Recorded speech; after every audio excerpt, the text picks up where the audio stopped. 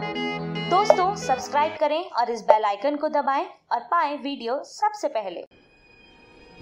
मैं भारत को भारतीयता की मान्यता के आधार पर फिर से खड़ा करना चाहता हूं, उस काम में लगा हूं। एक ताजा उदाहरण देता हूं। आजकल भारत में एक खराब बीमारी घुस गई है, चिकनगुनिया। लाखों लोग प्रभावित हैं।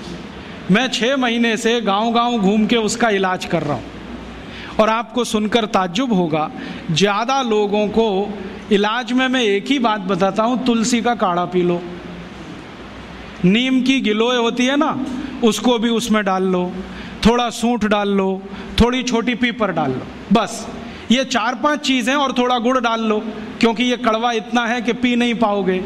इतने मात्र से 3 खुराक में बीमारी ठीक हो रही है। और जो एलोपैथी से कर रहे हैं ना, बोवेरॉन के 3-3 इंजेक्शन ठोक दो, डाइक्लोफेनेक दे दो और पैरासीटामोल भी दे दो, जो तुम्हारे पास है सब दे दो। 20-20 दिन से बिस्तर में पड़े तड़प रहे, 20-20 दिन से। अभी आज मैं आया भीलवाड़ा से, और आने का देरी का कारण भी यही है कि वहाँ 1 लाख लोग चिकनगुनिया से पीड़ित हैं। वहाँ डॉक्टर आते हैं, राजीव भाई जरा बताओ ना। मैंने कहा अपना इंजेक्शन खुद क्यों नहीं ठोक लेते? कहते हमें मालूम है इसके साइड इफेक्ट क्या है, तो पेशेंट को क्यों नहीं बताते? इतने हरामखोर हो, तुम्हें मालूम है कि इसका साइड इफेक्ट क्या है? वोवेरॉन लगाएंगे तो क्या होने वाला है? मुंह में छाले हो जाएंगे, गले में छाले हो जाएंगे, अल्सर भी हो सकता है, तुम जानते हो, फिर पेशेंट को क्यों नहीं बताते? ये हरामखोरी तुम में कहां से आ गई? अपने को इंजेक्शन ठोकोगे नहीं, उसको ठोकते जाओ, तुम्हें मालूम नहीं है ठीक नहीं होगा, फिर पैरासीटामोल देते जाओ, डाइक्लोफेनेक देते जाओ, नोवलजिन के इंजेक्शन लगाते जाओ। और दुर्भाग्य से एलोपैथी ने ये सब नाम 20 साल पहले बैन कर दिए। वो कहते हैं डाइक्लोफेनेक खराब है, पैरासीटामोल तो और भी खराब है, नोवलजिन तो 1984 से बैन है यूरोप में और अमेरिका में, वही इंजेक्शन यहाँ ठोक रहे हैं लगातार। दुष्परिणाम है कि मरीज ठीक ही नहीं हो रहे। और मैं आपको मेरा अपना तजुर्बा बताता हूँ। आप में से कुछ विद्यार्थी होम्योपैथी के हैं, आप जानते हैं कि होम्योपैथी की बहुत सारी दवाएं आयुर्वेद से ही निकली। तुलसी है ना, उसी से ओसीमम है। ओसीमम की 3-3 खुराक देके कर्नाटक में 70,000 रोगियों को चलता कर दिया, और वो 20-20 दिन से एलोपैथी खा रहे थे, रिजल्ट नहीं आ रहा है। ओसीमम 200 की 3 खुराक सफिशिएंट, और आदमी 20 दिन से तड़प रहा है बिस्तर में, न नींद आ रही है, न चैन मिल रहा है, इतनी उल्टियां हो रही हैं, बुखार उतर नहीं रहा है, सब तकलीफ है। 3 डोज दो, खत्म कहानी। मैंने उसको फिर कुछ जरूरत ही नहीं।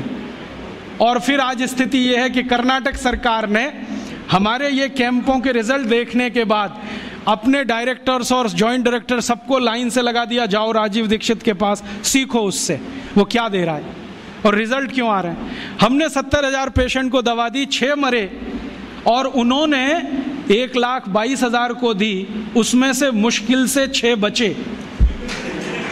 ये कर्नाटक का हाल है। कर्नाटक में चिकनगुनिया इतना बुरी तरह से फैला है, कोई गांव नहीं बचा जहां चिकनगुनिया ना हो।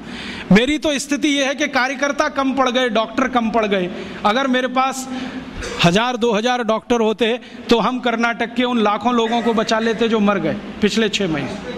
महाराष्ट्र में भी यही है। रिजल्ट मिलते हैं उन दवाओं से, तो भरोसा क्यों नहीं करें उनके ऊपर? ओसीमम तो तुलसी में से ही बनी है भाई, और तो क्या है, डाइल्यूशन फॉर्म में है, बस इतना ही तो है। और तुलसी का काढ़ा समझ लो मदर टिंचर फॉर्म है उसका, तो काढ़ा दे दो तो समझ लो मदर टिंचर दे दिया, और पोटेंसी में दिया तो डाइल्यूट करके दिया। और आप जानते हैं कि ये आयुर्वेद का ही सिद्धांत है कि औषधि की मात्रा जितनी कम रखो, असर उतना ही अधिक है। होम्योपैथी तो इसी पे काम करती है। तो अपने विज्ञान में दम तो है, अपनी विद्या में दम तो है, बस इसका प्रचार करने की बात है। प्रचार कौन करेगा? आप करेंगे। और इसका सबसे सरल तरीका है वॉक एंड टॉक। सबसे सरल तरीका। अगर आप इसका अपनी विद्याओं का प्रचार करना चाहते हैं, सरकार तो करेगी नहीं क्योंकि वो एलोपैथी के चंगुल में फंसी है। हमारी सरकार के 2 मंत्रियों का तो मेरा तजुर्बा है पिछले 6 साल में। जब जब मैं उनके पास गया स्वास्थ्य मंत्री को मिलने के लिए, वो कहते राजीव भाई ये सब हमको समझता है, कर कुछ नहीं सकते, क्योंकि ऐसा जकड़ के रख लिया है।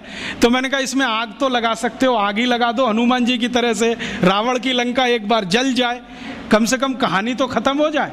तो कहते हैं उतनी हिम्मत अभी तक नहीं आई है, आ जाएगी तो वो भी लगा देंगे। तो उनमें तो आने से रही, क्योंकि वो तो फंसे हैं अपने स्वार्थ में। आप इसको तैयारी करो, एक ना एक दिन ये विदेश से आई हुई चिकित्सा पद्धति के तंत्र को ऐसे ही उखाड़ के फेंकना है जैसे ईस्ट इंडिया कंपनी को उखाड़ के फेंका था हमने।